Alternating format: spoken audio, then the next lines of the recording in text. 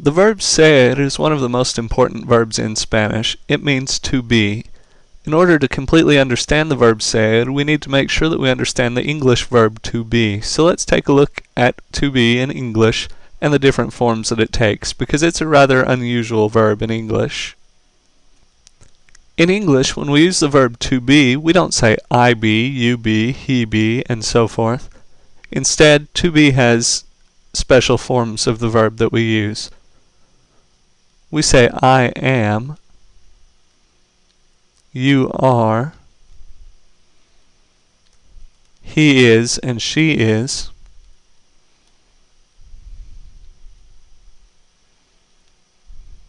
we are, you all are, and they are.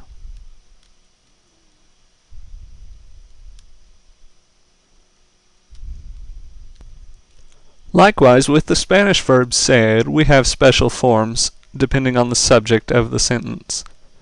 So if we wanted to say I am, we would say yo soy. If we wanted to say you are, we would say tú eres. He is would be él es. She is would be ella es.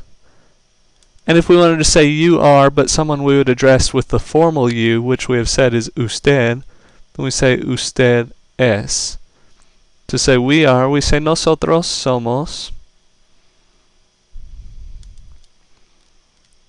We're going to skip vosotros and come back to it in a second. To say they are, if it's boys and girls, or just boys, we say ellos son. If it's only girls or females in the group, we say ellas son. We use son either way. And to say you all, in most places, we say ustedes son. Now, if you've seen the tutorial on pronouns, you know that vosotros means you all and ustedes means you all.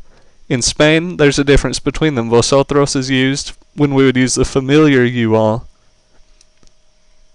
And in Spain, ustedes would only be used in formal situations.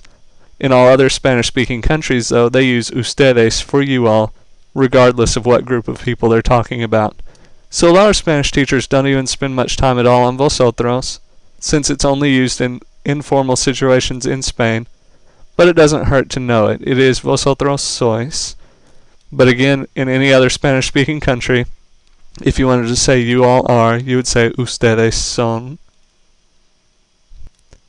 Let's look at some examples in English and Spanish. In the English examples, there are no surprises. You know how to do this. I am tall. She is the teacher. They are from Uruguay. In Spanish, all we would need to do is look at our verb chart that we saw just a minute ago and pick the appropriate form of the verb ser.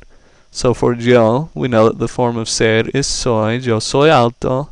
I am tall. For ella, we can see on the chart that it is es. Ella es la maestra. She is the teacher. And for they, if we looked at the chart again, we would see that for ellos, it is son. So we have ellos son de Uruguay. They are from Uruguay. The verb ser is used to mean to be when we are describing characteristics, attributes, occupations, nationality and place of origin, telling time, and doing some other things. Spanish actually has a different verb that means to be, that's used to talk about characteristics, emotion, location, and is used in a few other circumstances. There will be another tutorial to explain the differences between ser and the other verb that means to be, which is estar. But for now, you know everything you need to know about using the verb ser to talk about characteristics, attributes, occupation, nationality, and place of origin, and what you will need to know once you learn how to tell time in Spanish.